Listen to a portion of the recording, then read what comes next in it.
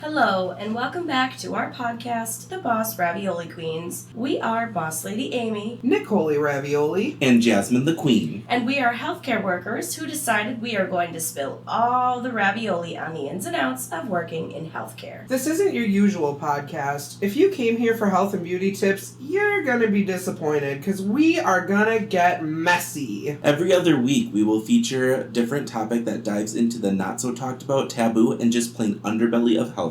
We will talk about what it's like being a caregiver outside of work and all the struggles that come with it. Just trying to be normal, everyday people. On that note, let's get messy. Warning, this podcast includes profane language, crude humor, mature subjects, and possible talk of bodily fluids. This may not be suitable for listeners under the age of 18. This episode is called Not Your Mama's 9 to 5. So, in this episode, we're going to be talking about a lot of different things. We got a laundry list here. The first thing that I want to... laundry! No, I don't want to do any more laundry. Never again. So, the biggest point that I want to get across in this episode is caregiving is 24/7. We're taking care of humans. Humans are 24/7. And that's the job. And when it's the end of your shift time, if your relief doesn't come in, you can't just leave. It's not a normal 8 to 4. You can't just clock out and be like, all right, take care of yourselves, guys. You got it. Low-key, that'd be kind of nice. But it's not, no. It's not how it goes at all. I should have said 9 to 5, not 8 to 4. Amy, what are you thinking? Get it together, girl. I'm not. Never. This thing doesn't work. No? It just takes up space in here. I was pointing to my head. Alright. I think I can hear it rattling around. That's what that is. I've been wondering. Hearing something. That's what you hear. Yep. Mm-hmm. All day. Anyway. Podcasting, guys. Podcast. So to bounce off of what Amy said about it being 24/7, like it really is. There is someone with these people 24 hours a day, 7 days a week. And 365 days a year. Yeah, we don't get off for the holidays. We don't get off on the weekends. It's every other weekend and usually every other holiday. So if you ever know somebody who works in healthcare and you know they do like a caregiving job, don't ever say have a good weekend to them. Or thank God it's Friday.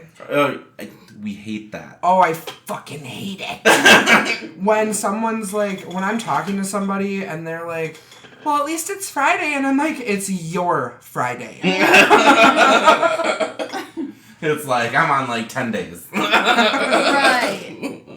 Also, too, be mindful when you're talking to your caregiving friends and you're like, ugh, you never want to come out. You never do this, you never do that. A, they either can't because they're working, or B, it's their one day off that you decided to make plans on, and don't blame them if they don't want to come out with you because they just want to sleep. Yo, I can't tell you how many of my old friends used to be like, oh, well, you never want to do anything anymore. Because I'm fucking tired, dude. I work all the time. Literally. And it's not just a normal job. I still have friends that always say, you're always at work. And I'm like, I know. I gotta make that money, but, also, don't take care of themselves. So, when there's shifts open or somebody doesn't show up for their shift, you get stuck. Or you're nice and you pick up. Yeah, or you're nice and you pick up because, they can't take care of themselves and you don't want your coworker to get burnt out. Mm-hmm. If you're burnt out and your coworkers are burnt out, none of y'all are good. Right. You're not at your best. So I think we should take a minute to explain burnout. I mean, it's pretty self-explanatory, but it's very valid. It can be a real medical diagnosis. I know a lot of the times people kind of throw the term out around a lot and are like, oh, I'm burnt out, but it is an actual medical diagnosis that you can get, and you can get put on restrictions for it as well. Like if you receive a note from your doctor, and burnout includes, what does burnout include? I know, but it's hard to describe. Like physical exhaustion, mental exhaustion, depression can actually be caused by burnout. Yeah, you can get angry. Yep. You can lash out at people, like including the residents. Angry, yeah. And if you're worn out enough, you can get to the point of blackout too. Mm-hmm. Yep. I've done that once. Oh wow. Yeah, it was bad. Sounds like a fun story for later. Yeah, it wasn't fun. Yeah. Burnout is literally just exhaustion. Yep.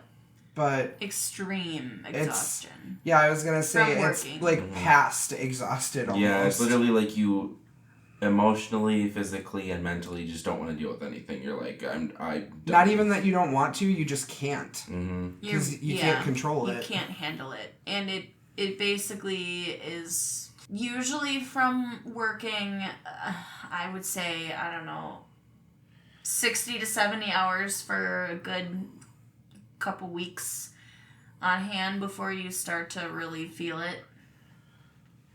Oh man, been there. Honestly, I'm surprised I wasn't burnt out because I used to work double after double after double, and like I'm not kidding you guys, when I was younger I used to work like 5 doubles a week. I remember. And literally so the place that we work, people consider 12s doubles. That's not a true double. No. A true double is a 16. It's an 8-hour shift plus an 8-hour shift. Correct. So when I say double, I mean I was working 16s like back to back all the time.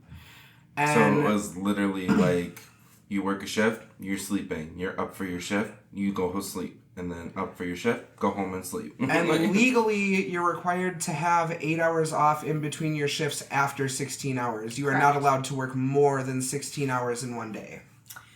Right. And a lot of the times that doesn't happen.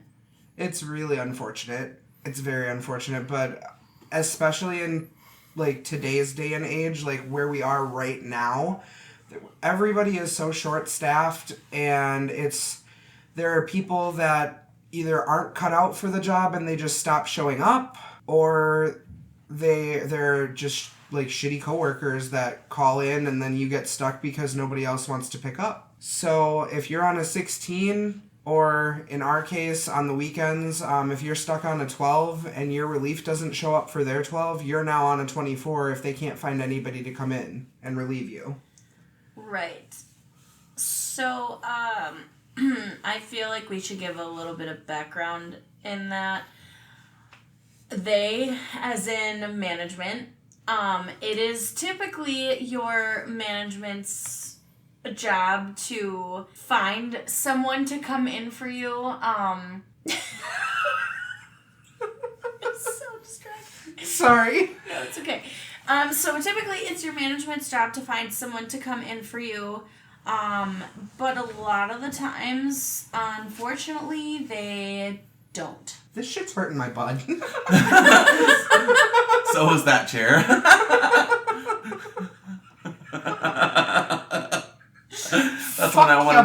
That's why I wanted my butt cheeks up in the air. Oh. So to give you guys a little context, Jasmine and Amy are laying on the bed, and I'm sitting on a very uncomfy bench where I've been sitting for an extended period of time. And my butt hurts.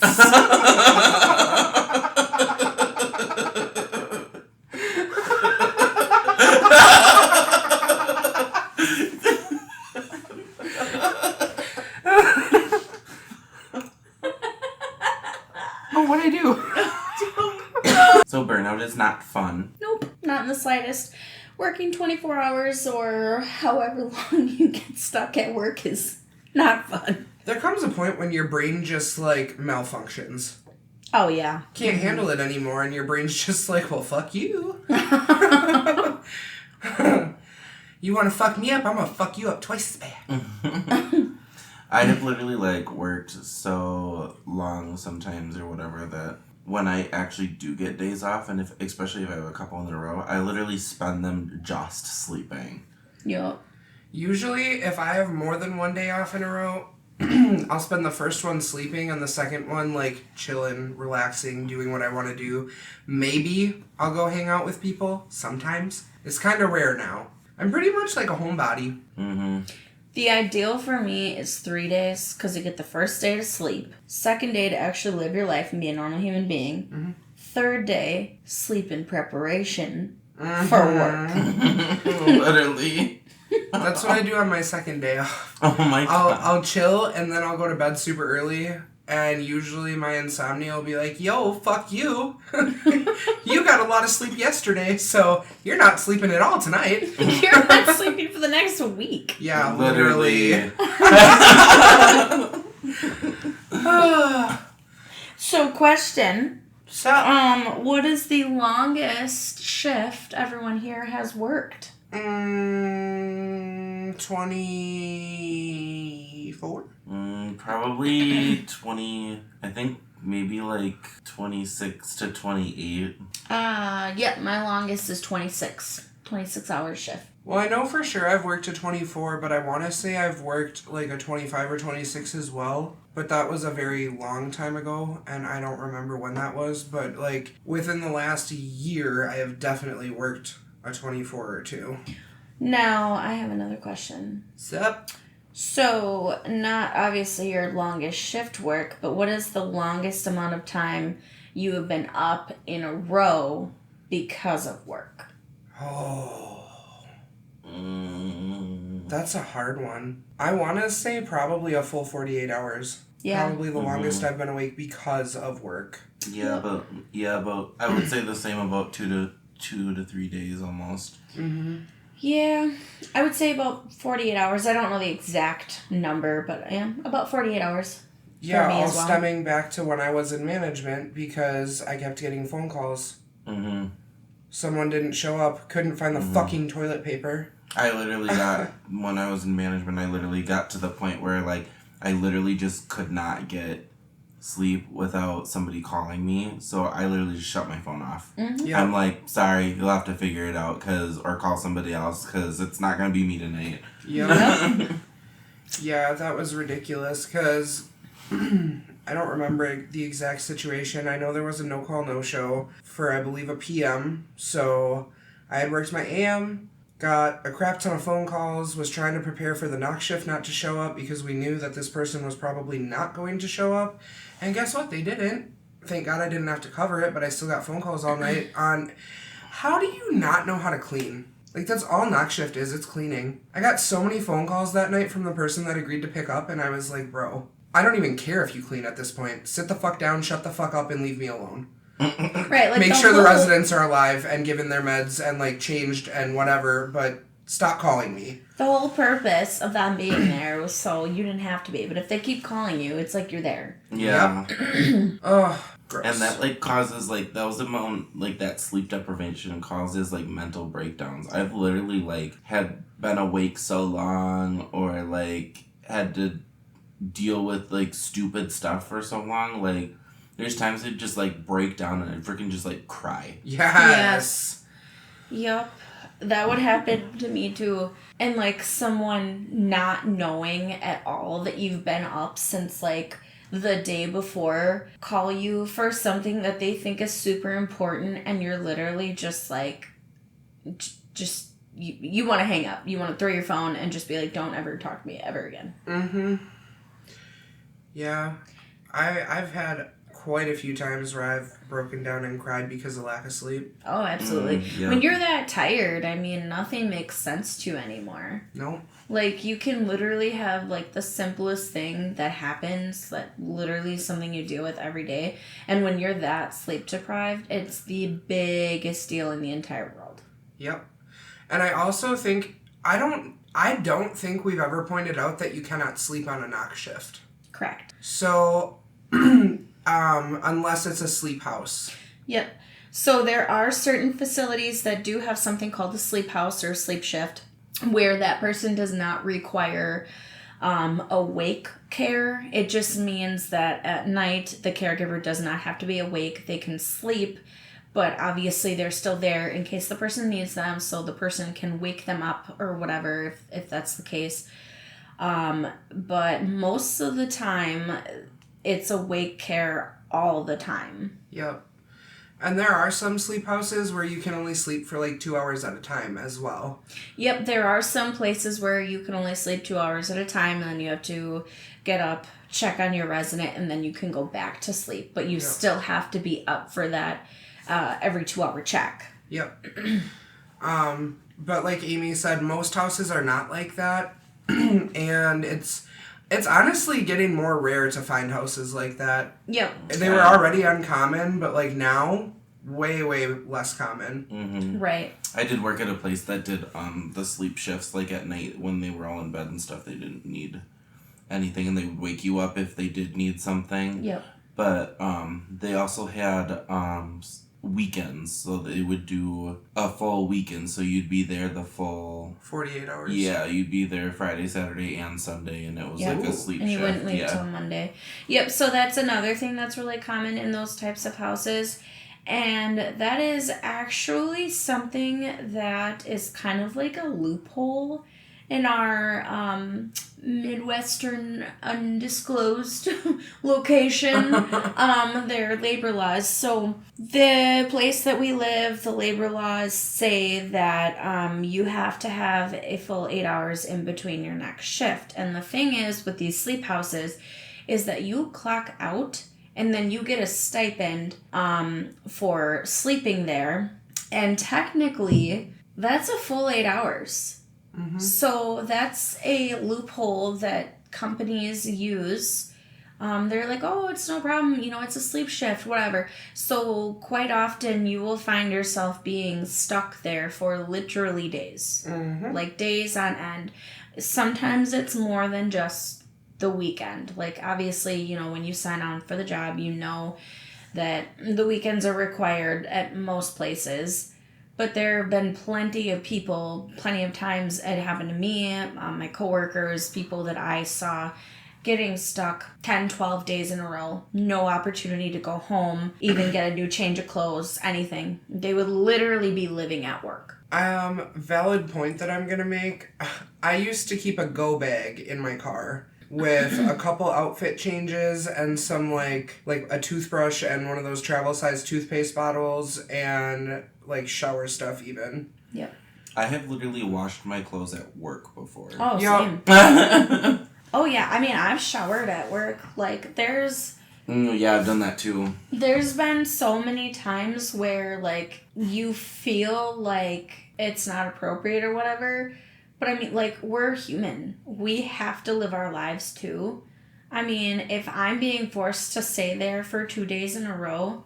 I am absolutely washing my clothes. I'm washing my ass. Like, I'm gonna do what I need to do to make it through because, like, you have to. We're not robots. We cannot just keep going and going and going. We are human beings, just like the people that we take care of. Yep, and that's something else I wanted to delve into a little bit is that state protects the residents. Like, they come and make sure that the residents are good, and OSHA is supposed to take care of us, but they don't check in. No, they don't. Someone has to make a complaint, and then they check in, maybe, if they find the complaint serious enough. Mm-hmm. So, a little bit about, state. The place that we live, I don't know if it goes for all the states, but ours, they have up to 2 years before they do a random check-in on a facility. Mm-hmm. If they receive a complaint, they can move it up on their list, but they don't have to. They determine how bad the complaint is, and if they feel it's something to investigate ASAP, they will, but most of the time, they don't. So 2 years is a pretty long time for a lot of shady stuff to go down in a company before they're stepping in. Mm-hmm. And a lot of the times, people don't report. Like, there are plenty of caregivers that have gotten fired that I've known of or have known them personally who absolutely should never be allowed to be a caregiver again, but the company doesn't report them. Mm-hmm. Like, how are you going to let that person go and take care of other people? You say you care about the residents. Well, it shouldn't be just your residents. It should be residents in general. Like, Right. we're here to take care of and protect our consumers, and you're going to let this person go and get another caregiving job? So what she is talking about is being blacklisted.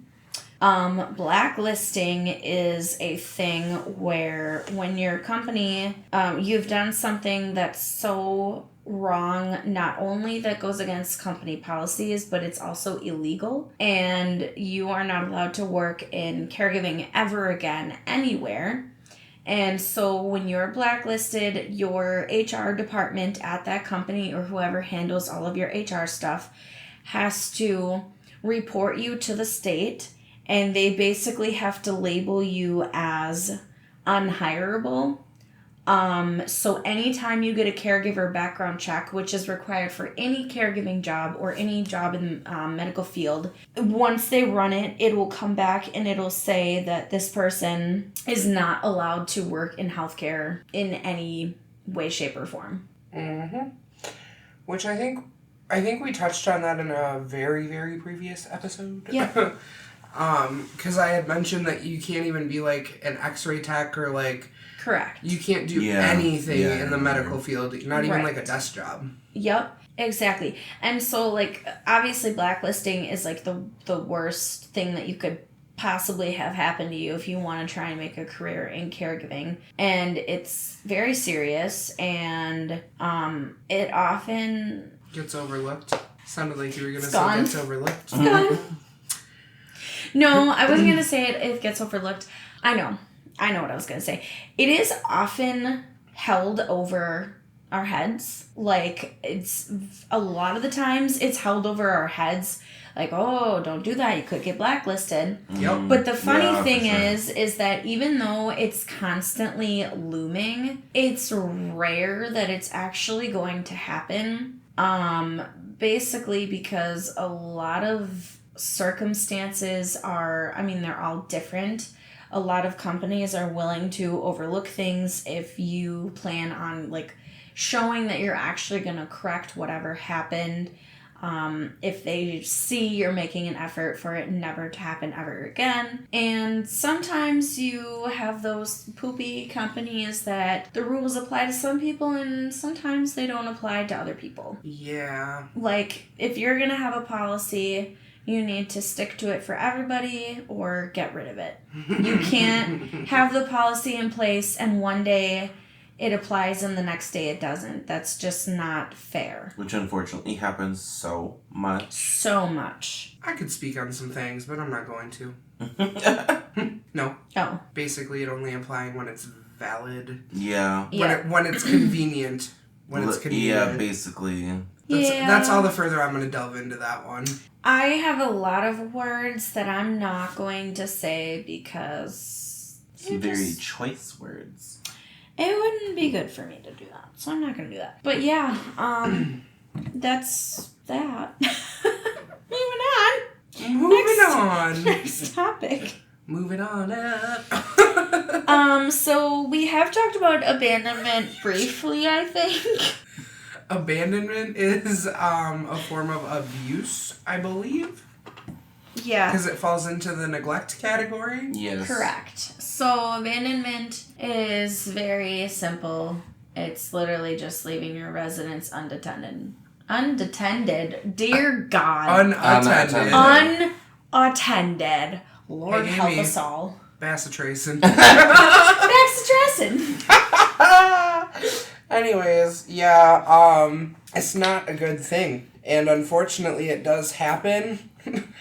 I have a specific story from a house that I worked in sometime last summer.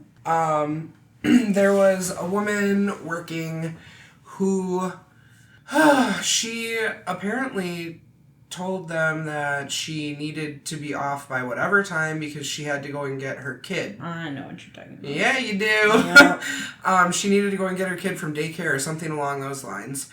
And nobody showed up to relieve her, so she left the residence unattended. She just left. Yep. And she didn't call them to tell them that she was leaving, though. Like, I don't believe she let anybody know. She had let them know earlier in the day that she needed to leave by this time, but I don't believe she called anybody to tell them when she was actually leaving. She didn't. She did not tell anybody. Didn't she also have a company car? Yes. So she did not tell anybody that she was going to leave. She did not tell anybody that she left. All she had said was, like, I need to leave by this time. And she did not, she didn't even send a text to anybody, like, saying, like, hey, get here now or I'm going to have to go. Like, none of that. Mm-hmm. And so then someone had gotten there well after the time, and by that point they had been alone for like 4 hours. Yep. And it was actually a resident that told the person that got there what had happened, because nobody knew what was going on. Mm-hmm. Oh my God. Mm-hmm. Mm. Yeah. My jaw hit the floor when I heard that. I was like, are you serious? So abandonment is definitely something that can and will get you blacklisted. And if that's not the case, your HR department is not doing their job. Correct. If you are abandoning residents, you should not be in this field. Correct. Not in any. So that goes hand in hand with neglect. Because, you're neglecting the residents. Yeah. And so not only will you get blacklisted, you will get charged. You could go to jail. You could have anywhere from like a $5,000 to a $10,000 fine, I believe it is. I thought it was up to $5,000. And God knows you don't make enough to afford that. Right. Poverty! Poverty! Very true. So, I know we talked about OSHA a little bit, but going back to that, I just wanted to say how you had said before, OSHA is really not looking out for us. And the funny thing with that is, like, they don't look out for us until one day they come and they're like, why was this person clocked in for so long? Mm-hmm. And then suddenly it's, well, you can't have your employees work like that. Mm-hmm. After it's been happening for years and years and years. Right. So another thing that's interesting to note is the undisclosed Midwestern location that we are in. How many times are we going to say that? I don't know. I'm not sure. Oh, God. I'll tell you when I know. Oh, all right. So one of the things that's a law here is that you cannot be passing medications after you've been at work for a certain amount of hours. I believe it's 14. I thought it was 16. It might be 16. I don't know. But the thing is that you are literally so unsafe to, like, be passing medications. How are you supposed to be taking care of these people? Did we ever cover the 5 rights? No. Okay, well, let's do that. So, the 5 rights of passing medication is you have to verify with the Medication Administration Record, otherwise known as the MAR, the consumer's name, the medication that you're giving, so it's right resident, right medication, right dose, which is the milligrams, right time, and right route. And what route means is it's internal or external. So if it's a pill, it goes down the hatch. And if it's a topical medication, you just make sure you're putting it on the correct part of their body. Or if it's a suppository, you're not feeding it to them. Yeah.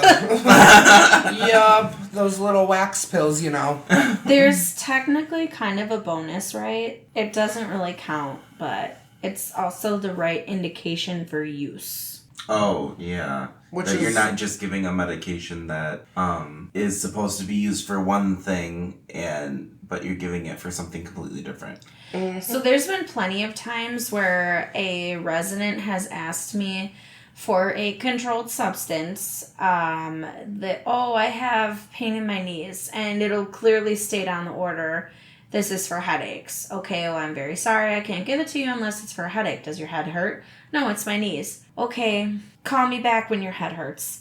Like, sorry, I can't give it to you. I love when doctors prescribe it for pain. Just pain. Right. That makes a big difference. Because even if it's just acetaminophen, which is Tylenol, if the doctor is specific that it's just for headaches, we can't give it for anything else, even though it could be intended for all types of pain. Right. Yeah. Yeah. Yeah. I don't recall what else we were going to talk about. I'm sorry. Lack of support from management. Oh, you don't say.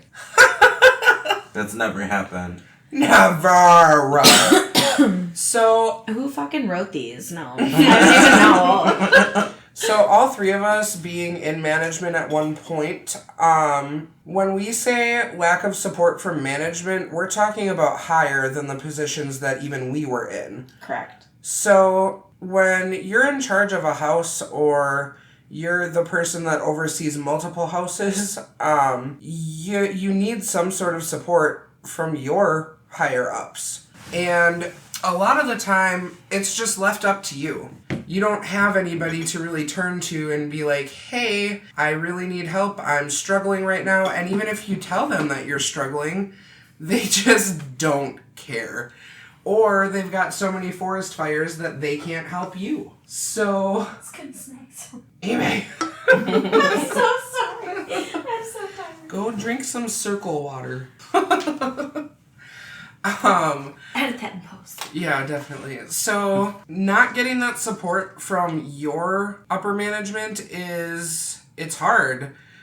Because if there's some sort of decision that you need to make that you're really just not sure on and you don't have anyone to turn to or they're just not available because they're never available, That case, you're just gonna guess at it. yeah, you just make the best decision you can and move forward. It is the worst feeling in the world when you're calling your management or your manager, and you're like, hey, so-and-so didn't show up. I'm stuck.